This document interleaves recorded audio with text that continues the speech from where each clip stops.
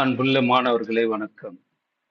கற்கண்டு துணைவினைகள் இயல் 4 9ஆம் வகுப்பு. இக்காணொளியில் நாம் அமைப்பின் அடிப்படையில் வரும் வினைகள் பற்றி பார்க்க உள்ளோம். தனிவினை என்றால் என்ன, கூட்டு வினை என்றால் என்ன, முதல் வினை என்றால் என்ன, துணைவினை என்றால் என்ன ஆகியவற்றையும் விளக்கமாக பார்க்க உள்ளோம். முதல் வினையாகவும் துணை வினையாகவும் வரும் வினைச்சொற்கள் சிலவற்றை பற்றி நாம் விளக்கமாக பார்க்க உள்ளோம். வினைச்சொற்கள் அவற்றின் அமைப்பு, பொருள், சொற்றொடரில் அவை தொழிற்படும் விதம் முதலான அடிப்படைகளில் பல வகையாக பாகுபடுத்தலாம். அதாவது வினைச்சொற்களை பல வகையாக பாகுபடுத்துவார்கள். அந்த வினைச்சொற்களின் அமைப்பின் அடிப்படையில் ஒரு வகை, அந்த வினைச்சொற்கள் தரும் பொருளின் அடிப்படையில் ஒரு வகை, மேலும் சொற்றொடரில் அந்த சொற்கள் வந்து அது தரும் தொழிற்படும் என்று சொல்கிறார்கள் அல்லவா, அது தரும் பொருள் முதலானவற்றை, அது செயல்படும் முறை முதலானவற்றை கொண்டு பல வகையாக பிரிப்பார்கள். எனவேதான் வினைச்சொற்கள் அவற்றின் அமைப்பு, பொருள், சொற்றொடரில் அவை தொழிற்படும் விதம் முதலான அடிப்படைகளில் பல வகையாக பாகுபடுத்தலாம் என்று சொல்கிறார்கள். அடுத்ததாக அமைப்பின் அடிப்படையிலான வினைவகைகள் பற்றி பார்ப்போம். வினைச்சொற்களை அமைப்பின் அடிப்படையில் தனிவினை, கூட்டுவினை என இரு வகைப்படுத்தலாம். அமைப்பு, அந்த வினைச்சொல் ஒரு தொடரில் வந்து அமையும் அமைப்பின் அடிப்படையில தனிவினை என்றும் கூட்டுவினை என்றும் இரு வகையாக பிரிப்பார்கள். பாருங்கள், வினைகள், அமைப்பின் அடிப்படையிலான வினைகள், தனிவினை, கூட்டுவினை என்று இரண்டு வகையாக கூறுவார்கள். எனவே வினைச்சொற்களை தொடரில் அவை வரும் அமைப்பின் அடிப்படையில் தனிவினை என்றும் கூட்டுவினை என்றும் இரு வகையாக வகைப்படுத்தலாம். தனிவினை என்றால் என்ன? எடுத்துக்காட்டை பாருங்கள். படி, படியுங்கள், படிக்கிறார்கள். படி, படியுங்கள், படிக்கிறார்கள். இவற்றில் படி என்னும் வினையடியும், வினையடி என்றால் வினைச்சொல்லின் வேர்ச்சொல் அல்லது பகுதி என்றும் நாம் சொல்லலாம். அந்த வினைச்சொல்லின் பகுதி சில ஒட்டுக்களுடன் வேறு சில உருபுகளுடன் இருப்பதை காணலாம். இங்கு பாருங்கள், படி என்ற வினையடி, படியுங்கள், இங்க படியுங்கள் என்று வருவது அது சில ஒட்டுக்கள். படிக்கிறார்கள், இதில் ஒரு சில ஒட்டுக்கள் இருக்கு. படி, இக்கு, படி, இக்கு, கிரு, ஆர், கல் என பிரிக்கலாம். இப்படி படி என்னும் வினையை மேலும் பொருள் தரும் வகையில் பிரிக்க முடியாது என்பதால் அது பகாப்பதமாகும். அந்த படி என்னும் சொல்லை மேற்கொண்டு நாம் பிரிக்க முடியுமா? முடியாது. அதனால்தான் அதே பகுதி, அந்த பகுதியை மேலும் நாம பிரிக்க முடியாது. அதனால் அதை பகாப்பதம் என்று நாம் சொல்கிறோம். இவ்வாறு தனிவினை அடிகளை அல்லது தனிவினை அடிகளை கொண்ட வினை சொற்களை தனிவினை என்பர். ஆகவே இங்கு படி என்பதும் தனிவினை, படியுங்கள் என்பதும் தனிவினை, படிக்கிறார்கள் என்பதும் தனிவினை. ஏனென்றால் இவற்றில் படி என்ற வினைச்சொல் இருக்கிறது. அதனால் இவற்றை நாம் தனிவினை என்று சொல்லலாம். அடுத்ததாக கூட்டுவினை. இந்த எடுத்துக்காட்டை பாருங்கள். ஆசைப்பட்டேன், கண்டுபிடித்தார்கள், தந்தி அடித்தேன், முன்னேறினேன். ஆசைப்பட்டேன், கண்டுபிடித்தார்கள், தந்தி அடித்தேன், முன்னேறினேன். மேற்கண்ட சொற்களில் ஆசைப்படு, கண்டுபிடி, தந்தியடி, முன்னேறு என்பன அவற்றின் வினையடிகள் ஆகும். இந்த தொடர்களில் ஆசைப்படு, கண்டுபிடி, தந்தியடி, முன்னேறு என்பன வினையடிகளாகும். வினைச்சொற்கள் அடிச்சொற்களாகும். அந்த சொற்கள் அனைத்தும் பகுபதங்களாகும். ஏனென்றால் அவற்றை ஆசை கூட்டல் படு என்றும், கான் கூட்டல் பிடி என்றும், தந்தி கூட்டல் அடி என்றும், முன் கூட்டல் ஏறு என்றும் பிரிக்க முடியும். அதனால் அவற்றை பகுபதங்கள் என்று நாம் சொல்கிறோம். இவ்வாறு பகுபதமாக உள்ள வினையடிகளை கூட்டு வினையடிகள் என்பர். இவ்வாறு பகுபதமாக உள்ள வினையடிகளை கூட்டு வினையடிகள் என்பர். அவ்வகையில் கூட்டு வினையடிகளைக் கொண்ட வினைச் சொற்களை கூட்டு வினை என்பர். அந்த வகையில கூட்டு வினையடிகளை கொண்ட வினைச் சொற்களை கூட்டு வினை என்பார்கள். 3 வகையான கூட்டு வினைகளை பற்றி இப்பொழுது பார்ப்போம். கூட்டு வினைகள் பொதுவாக 3 வகையாக ஆக்கப்படுகின்றன. இந்த 3 வகையாக இவற்றை ஆக்குவார்கள் என்றால் உருவாக்குவார்கள். 1. பெயர் கூட்டல் வினை. அதாவது பெயர் சொல் வரும், அதை அடுத்து வினை சொல் வரும். அப்படி வந்து கூட்டு வினை அமையும். பாருங்கள். தந்தி அடி, தந்தியடி. ஆணை இடு, ஆணையிடு. கேள்வி படு, கேள்விப்படு. இங்கு தந்தி என்பது பெயர் சொல், அடி என்பது வினைச்சொல். எனவே பெயர் சொல்லும் வினைச்சொல்லும் சேர்ந்து தந்தியடி என கூட்டு வினை வருகிறது. ஆணை இணை, ஆணை இடு. ஆணை என்பது பெயர் சொல், இடு என்பது வினைச்சொல். இரண்டும் சேர்ந்து ஆணையிடு என்று வருகிறது. கேள்விப்படு. கேள்வி என்பது பெயர் சொல், அதோடு வந்து சேருவது படு என்னும் வினைச்சொல். ஆக கேள்விப்படு என்ற கூட்டு வினை இங்கே உருவாகுது. இப்படித்தான் அந்த கூட்டு வினைகள் பெயர் சொல் அதனோடு வினைச்சொல் சேர்ந்து கூட்டு வினை உருவாகும். இது ஒரு வகை. இரண்டாவது வகை வினைச்சொல்லோடு வினைச்சொல்லே சேர்ந்து. அதாவது கூட்டு வினைகள் பொதுவாக 3 வகையாக பிரிப்பார்கள் என்று பார்த்தோம் அல்லவா? வினைச்சொல்லோடு இன்னொரு வினைச்சொல் வந்து சேர்ந்து கூட்டு வினை உருவாகும். வினைச்சொல்லோடு இன்னொரு வினைச்சொல் வந்து கூட்டு வினை உருவாகும். கண்டுபிடி, கண்டுபிடி. சுட்டு காட்டு, சுட்டுக்காட்டு. சொல்லி கூட்டல் அடி கொடு, சொல்லிக் கொடு. இங்கே பாருங்கள், கண்டு என்பது ஒரு வினைச்சொல்லு, பிடி என்பதும் வினைச்சொல்லு. ஆக அந்த 2 வினைச்சொற்களும் சேர்ந்து கண்டுபிடி என வருகிறது. சுட்டு என்பது ஒரு வினைச்சொல்லு, காட்டு என்பதும் ஒரு வினைச்சொல்லு. இரண்டும் இணைந்து சுட்டிக்காட்டு என வருகிறது. சொல்லிக் கொடு. சொல் என்பது கூட்டல் கொடு என்று கூட நாம் பிரிக்கலாம். சொல்லிக் கொடு. ஆக வினைச்சொல்லு ஒரு வினைச்சொல் சேர்ந்து கூட்டு வினைச்சொல் உருவாகும். இது இரண்டாவது வகை. மூன்றாவது வகையா இடைச்சொல்லோடு வினைச்சொல் சேர்ந்து கூட்டு வினை உருவாகும். இடைச்சொல்லோடு வினைச்சொல் சேர்ந்து கூட்டு வினை உருவாகும். முன்னேறு, முன் கூட்டல் ஏறு, முன்னேறு. பின் கூட்டல் பற்று, பின்பற்று. கீழ் கூட்டல் இறங்கு, கீழிறங்கு. இங்கே பாருங்கள், முன், பின், கீழ் என்பன இடைச்சொற்கள் ஆகும். அந்த இடைச்சொற்களுடன் வினைச்சொற்களான ஏறு, பற்று, இறங்கு என்னும் வினைச்சொற்கள் சேர்ந்து முன்னேறு, பின்பற்று, கீழிறங்கு என்னும் துணை வினைகள், கூட்டு வினைகள் என்னும் கூட்டு வினைகள் உருவாவதை நாம் இங்கே பார்க்கலாம். ஆக பெயர் சொல்லோடு வினைச்சொல் சேர்ந்து கூட்டு வினை உருவாகும். இது ஒரு வகை. இரண்டாவது வகை வினைச்சொல்லோடு வினைச்சொல் சேர்ந்து கூட்டு வினை உருவாகும். இது இரண்டாவது வகை. மூன்றாவது வகை இடைச்சொல்லோடு வினைச்சொல் சேர்ந்து கூட்டு வினை உருவாகும். இதை மூன்றாவது வகை என்று சொல்லுகிறோம். இங்கே பாருங்கள், வினைச்சொல் அவற்றின் அமைப்பின் அடிப்படையில், வினைச்சொற்கள் அவற்றின் அமைப்பின் அடிப்படையில், தொடரில் வரும் அமைப்பின் அடிப்படையில் எப்படி பிரிக்கிறோம் என்று பார்ப்போம். படித்தான், தனிவினை, தனித்து வருகின்ற வினை.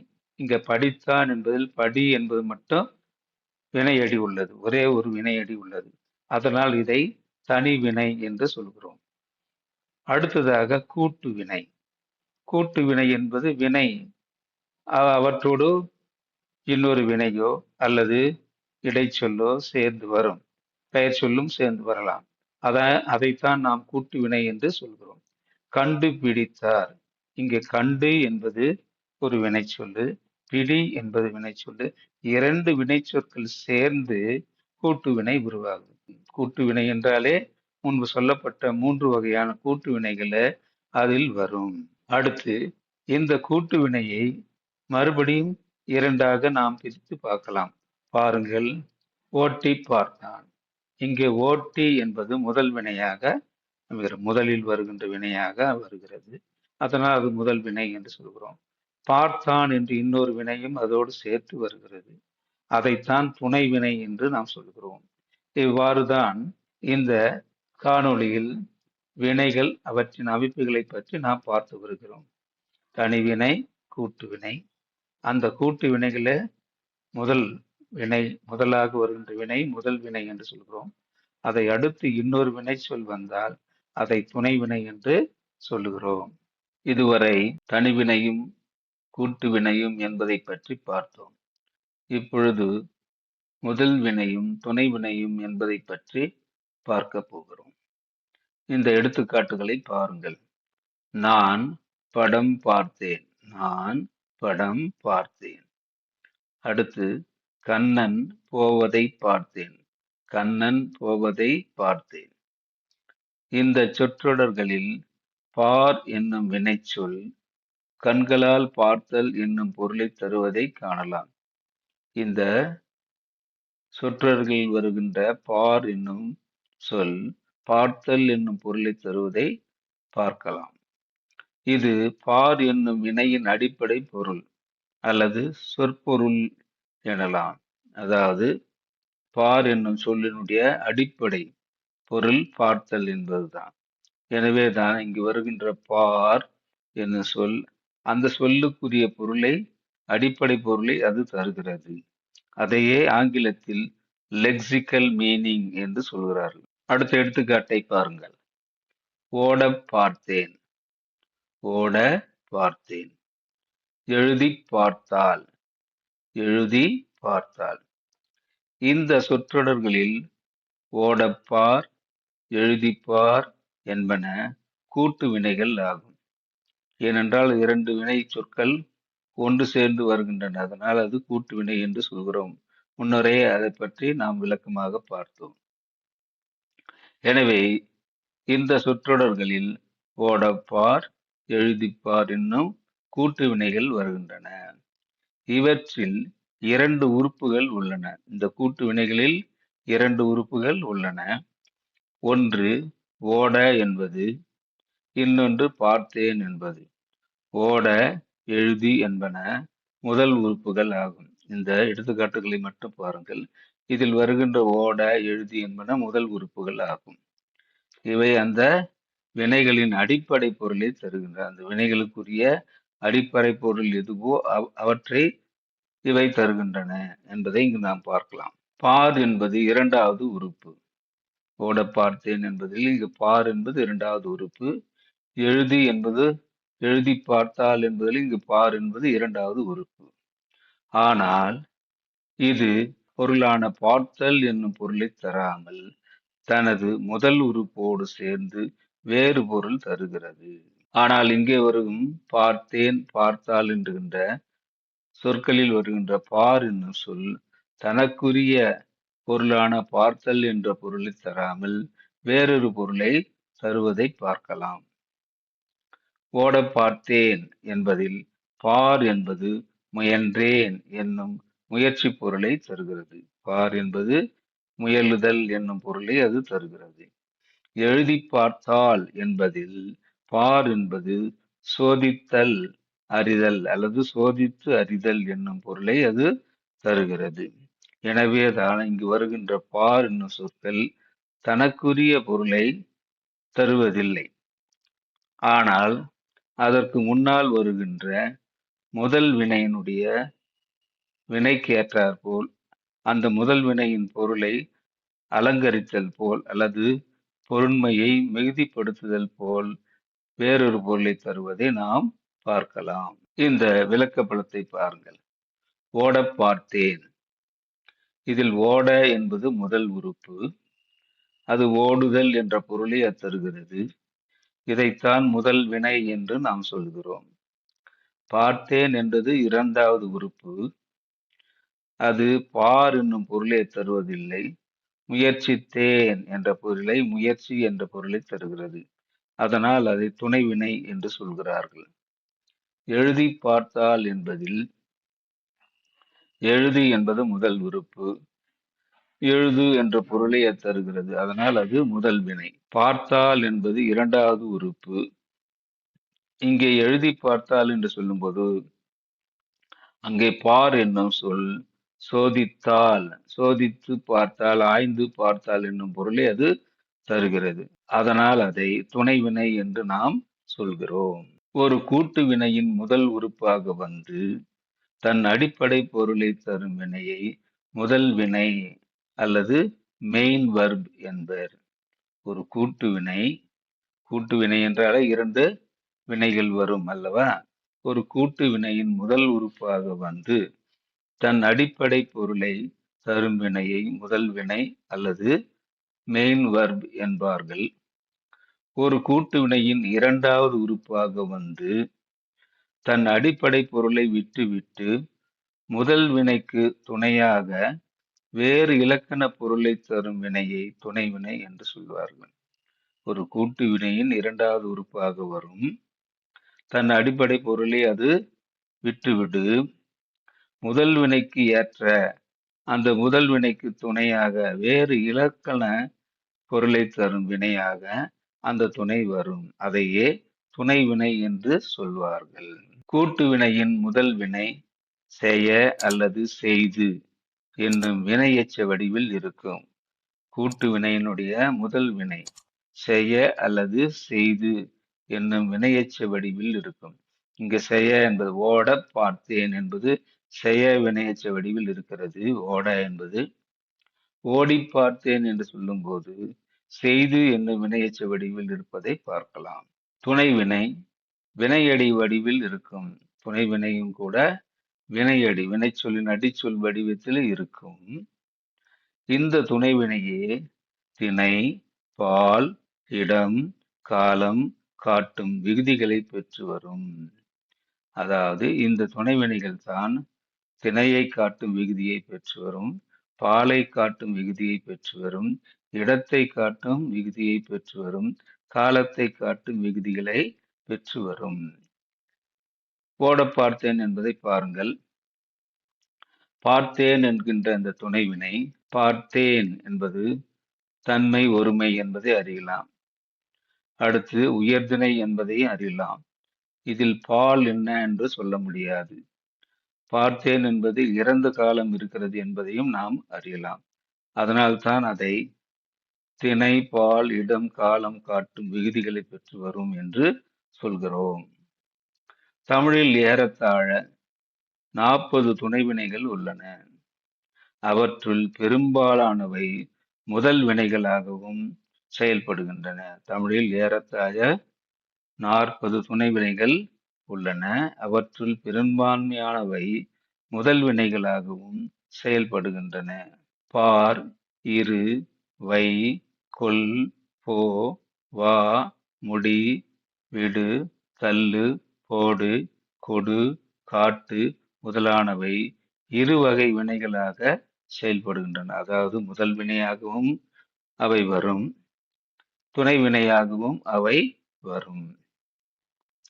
இக்காலத்தில் ஆம், ஆயிற்று, இடு, ஒழி, காட்டு, கூடும், கூடாது, கொடு, கொண்டிரு, கொள், செய், தள்ளு, தா, தொலை, படு, பார், பொறு, போ, வை, வந்து, விடு, வேண்டாம், முடியும், முடியாது, இயலும், இயலாது, வேண்டும், உள் முதலான பல சொற்கள் துணைவினைகளாக வருகின்றன.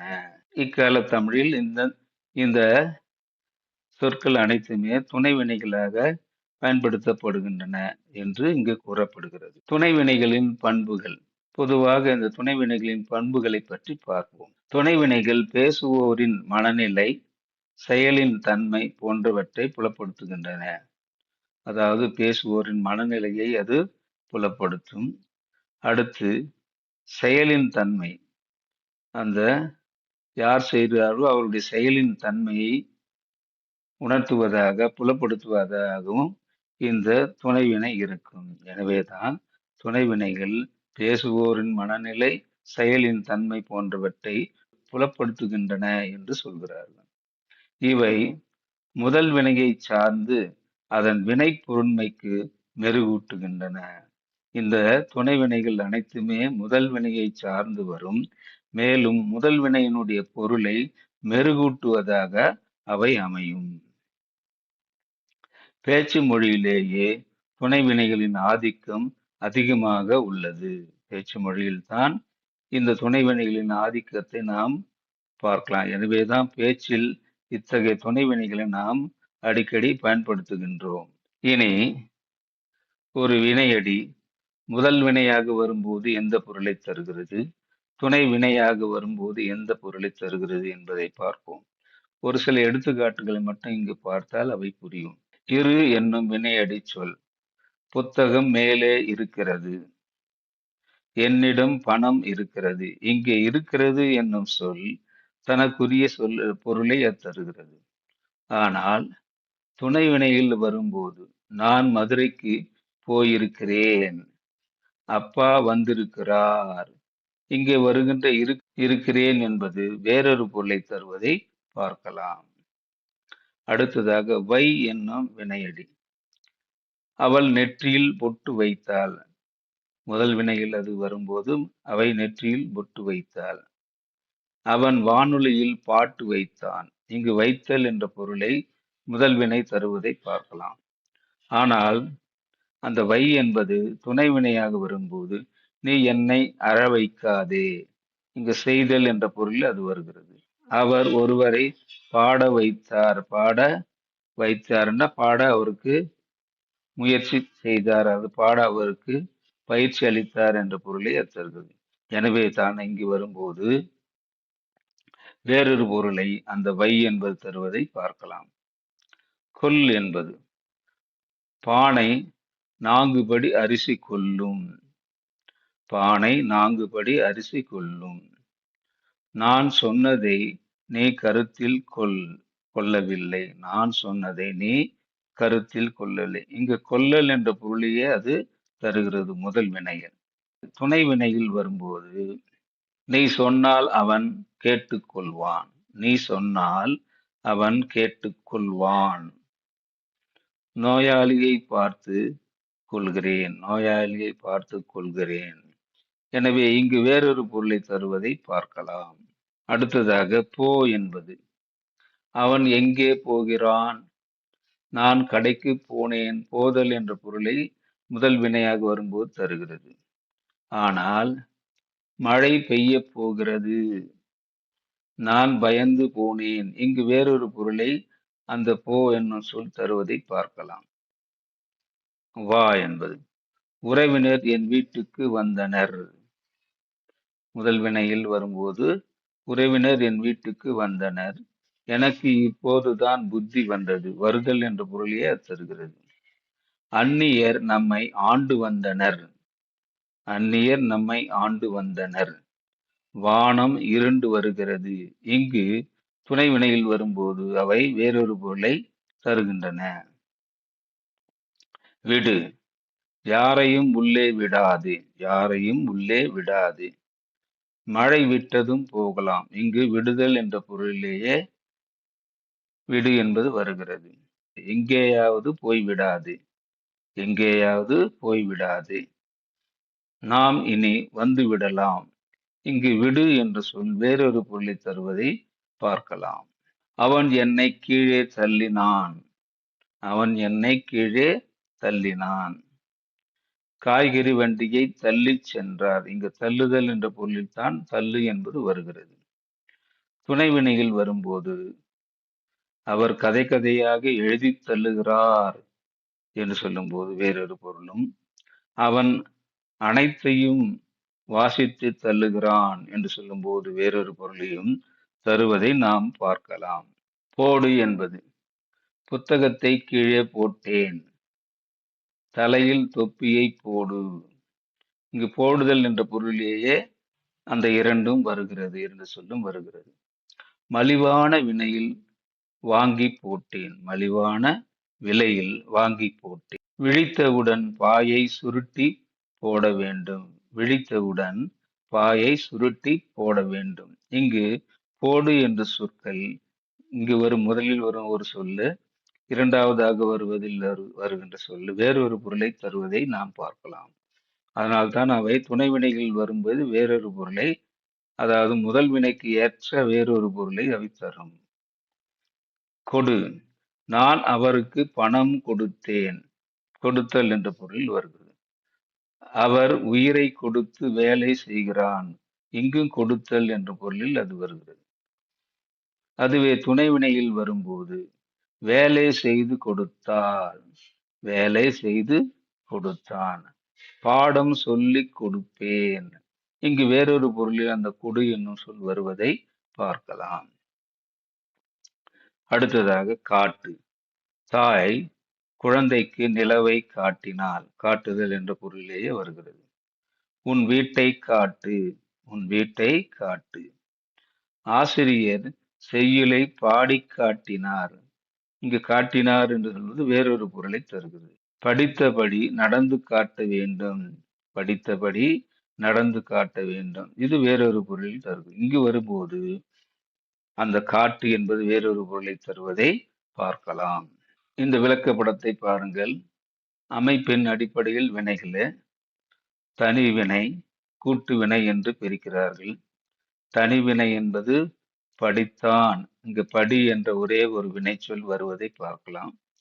கூட்டு வினையில் இரண்டு வினைகள் வருவதை பார்க்கலாம். கண்டு பிடித்தார், கண்டு என்பது ஒரு வினை, பிடி என்பது ஒரு வினை. இரண்டு வினைகள் ஒன்று சேர்ந்து பொருளை தருகிறது, அதனால் அது கூட்டு வினை என்று சொல்கிறோம். இந்த கூட்டு வினையே துணை வினையாகவும் முதல் வினையாகவும் வருவதை பார்ப்போம். முதல் வினையாக வரும்போது முதல் வினைக்குரிய பொருளை தருகிறது, துணை வினையாக வரும்போது வேறொரு பொருளை தருகிறது. அதைத்தான் முதல் வினைக்கு எடுத்துக்காட்டாக பார், பார்த்தான் என்ற பொருளை நாம் இங்கே எடுத்துக்காட்ட இங்கு பார்த்தல் என்ற பொருளைத்தான் அது தருகிறது. ஆனால் துணை வினையில் வரும்போது ஓட்டி பார்த்தான், ஓட்டி பார்த்தான், இங்கு பார்த்தான் என்பது ஓட்டி ஆய்வு செய்து பார்த்தான், ஆய்வு செய்தல் என்ற பொருளில் வருவதை நாம் பார்க்கலாம். மேலும் முன்பு சொன்னது போல இந்த எடுத்துக்காட்டை பார்த்தால் விளக்கமாக தெரியும். ஓட பார்த்தேன் என்பதில் ஓட என்பது முதல் உறுப்பு, அது ஓடு என்னும் பொருளை தருகிறது, அதனால் அதை முதல் வினை என்று சொல்கிறோம். பார்த்தேன் என்பது இரண்டாவது உறுப்பு, அது முயற்சி செய்தேன் என்னும் பொருளை தருகிறது, அதனால் அதை துணை வினை என்று சொல்கிறோம்.